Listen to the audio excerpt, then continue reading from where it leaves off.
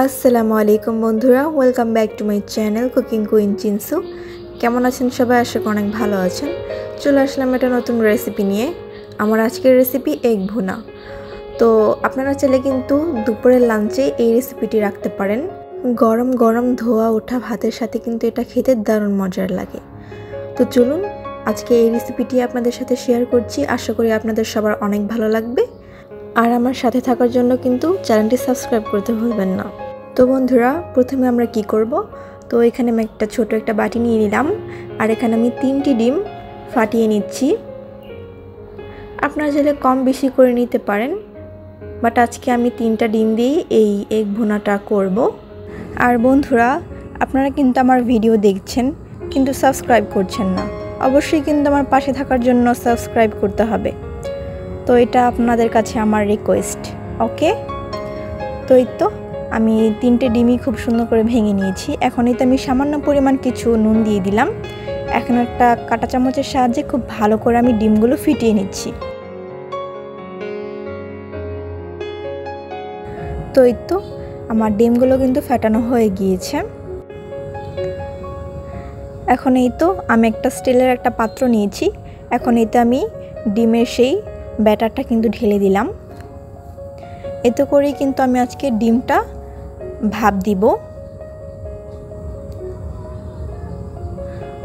তো এই তো আমি রাইস কুকারে পানি দিয়েছিলাম কিছু। এখন আমি রাইস কুকারের উপরে এই তো ডিমের পাত্রটা বসিয়ে দিলাম। তো দেখতেই পাচ্ছেন, এখন এটা আমি ঢেকে দিব। এখন আমি 10 মিনিটের মতন ওয়েট করব। 10 মিনিটে কিন্তু খুব সুন্দর করে এটা ভাপানো হয়ে যাবে। তো এটা অপর দিকটু ফুলে গিয়েছে ডিম, তো এটা কোনো সমস্যা নেই। এটা কিন্তু আস্তে আস্তে চুপসে যাবে, কোনো সমস্যা নেই। তো এই তো এখন কিন্তু এটা আমি 10 মিনিট বাদে এটা আমি নামিয়ে ফেলছি। আর এটা যখন ঠান্ডা হবে তখনই কিন্তু এই ডিমটা কাটতে হবে, এরা কিন্তু কাটলে এটা ভেঙে যাবে। তো এই তো আমি পরবর্তী ধাপে চলে আসলাম। এখন আমি একটা ফ্রাই প্যান বসিয়ে দিয়েছি। তারপর এই তো আমি ডিমগুলো কিন্তু দিয়ে দিলাম। আমি ছোট ছোট পিস করে কিন্তু ডিমগুলো কেটেছি। তো এই তো আমি একটা একটা করে কিন্তু দিয়ে দিলাম। এটা খুব ভালো করে আমি এপিট ওপিট খুব ভালো করে এটা ভেজে নেব। এতে করে কিন্তু ডিমের স্বাদটা কিন্তু আরও দ্বিগুণ বেড়ে যায়। অবশ্যই কিন্তু একটু ডিমটা ভেজে নেবেন।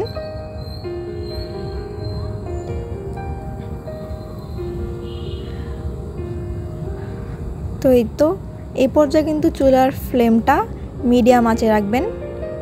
বেশি হাই হিটে রাখলে কিন্তু আবার পুড়ে যেতে পারে। তো এই তো আমার ডিমগুলো কিন্তু ভাজা হয়ে গিয়েছে। এখন এটা আমি একটা পাত্রে উঠিয়ে নিচ্ছি। তো বন্ধুরা, এখন আমি একই পাত্রে দিয়ে দিলাম পেঁয়াজ কুচি। পেঁয়াজ কুচিটা এখানে একটু বেশি পরিমাণে ইউজ করবেন। এতে করে কি হবে, আপনার যেই এগ ভুনাটা আছে, ডিম ভুনাটা, সেটা কিন্তু খুব গ্রেভি গ্রেভি হবে। তো এই তো খুব ভালো করে কিন্তু এটা আমি একটু নুন দিয়ে দিলাম। এখন খুব ভালো করে এটা আমি একটু ভেজে নিচ্ছি। তো এই তো এটা কিন্তু একটু ভাজার পরে আমি এতে দিয়ে দিব কিছুটা পানি। বেশি দিতে যাবেন না, আমি সামান্য পরিমাণে দিয়েছি। আবার একটু ভালো করে নেড়ে চেড়ে নিচ্ছি।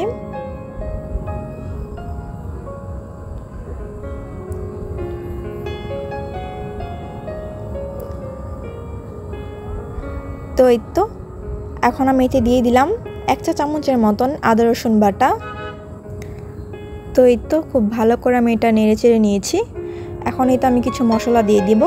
যেমন এখানে 1 চা চামচ দিয়ে দিলাম হলুদের গুঁড়ো, দিয়ে দিলাম আধা চা চামচের মতন ধনিয়ার গুঁড়ো। এখন এই মশলাগুলো আবার একটু খুব ভালো করে আমি নেড়ে চেড়ে মিশিয়ে নিচ্ছি একত্রে।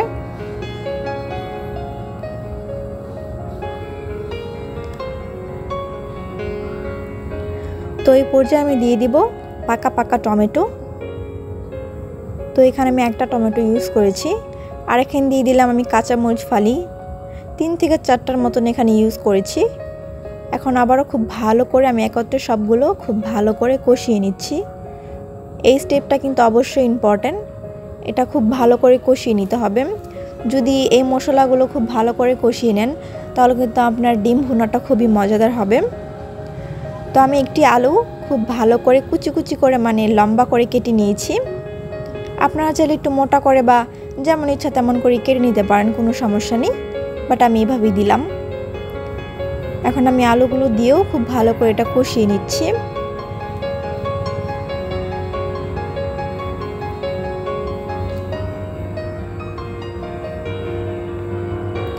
তো এই তো কষানো হয়ে গেলে এখন কিন্তু আমি সেই ডিমগুলো, ভাজা ডিমগুলো দিয়ে দিলাম। এখন আমি খুব ভালো করে একত্রে আবার একটু কষিয়ে নিচ্ছি।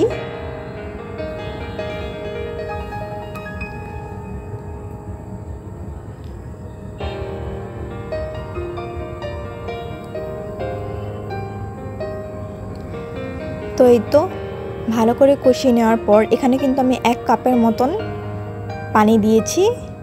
1 কাপের মতন পানি দেওয়ার পর এটা আবারও খুব ভালো করে মিশিয়ে নিচ্ছি আমি। তারপর এটা আমি ঢেকে দিব যতক্ষণ পর্যন্ত না খুব ভালো করে এটা বলক উঠে যাচ্ছে। তো এই তো খুব ভালো করে কিন্তু এটা বলক উঠে গিয়েছে, আর দেখতেই পাচ্ছেন ডিমগুলো কিন্তু একটু ফুলে ফুলে গিয়েছে। তো এই তো আবারও খুব ভালো করে এটা নেড়েচেড়ে মিশিয়ে নিচ্ছি।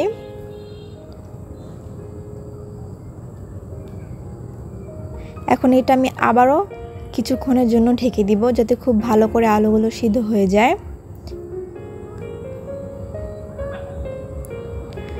তো এই তো আমি আবার একটু ঢাকনাটা খুলে দেখছি যে কত দূর হলো। তো এই তো দেখতেই পাচ্ছেন প্রায় 80% মতন কিন্তু ডিম ভুনাটা হয়ে গিয়েছে। এখন এটা আমি আবার একটু নেড়ে চেড়ে আবারও কিন্তু এটা কিছুক্ষণের জন্য ঢেকে রেখে দিব। তো ঢেকে রেখে দেওয়ার আগে আমি এখানে 1 চা চামচের মতন জিরার গুঁড়া ইউজ করেছি। তো এই তো খুব ভালো করে আবার একটু নেড়ে চেড়ে নিচ্ছি সব কিছু।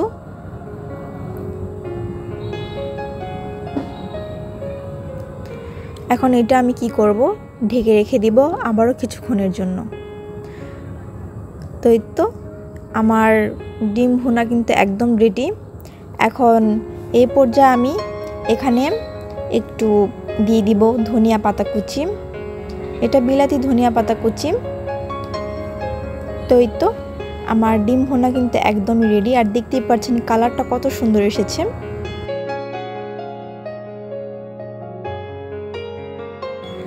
তো এই তো আজকে আমার স্টাইলে এগ ভুনা কিন্তু হয়ে গেল। তো এই তো আমি এটা এখন পরিবেশন করছি। তো এটা কিন্তু খেতে দারুণ মজার হয়েছিল বন্ধুরা, আর সবাই খেয়ে কিন্তু অনেক প্রশংসা করেছে। আপনারা কিন্তু চাইলে এরকমই একটা রেসিপি বাসার সবাইকে রান্না করে খাওয়াতে পারেন। আশা করি সবাই অনেক বেশি প্রশংসা করবে। তো আজকে এই পর্যন্তই, ভালো থাকবেন সবাই। আর বন্ধুরা আপনাদের কাছে আমার একটা অনুরোধ রইল, অবশ্যই কিন্তু আমার চ্যানেলটি সাবস্ক্রাইব করতে ভুলবেন না। বেশি বেশি সাবস্ক্রাইব করতে হবে, আমার ভিডিও দেখতে হবে। তো আজকে এই পর্যন্তই, আল্লাহ হাফেজ।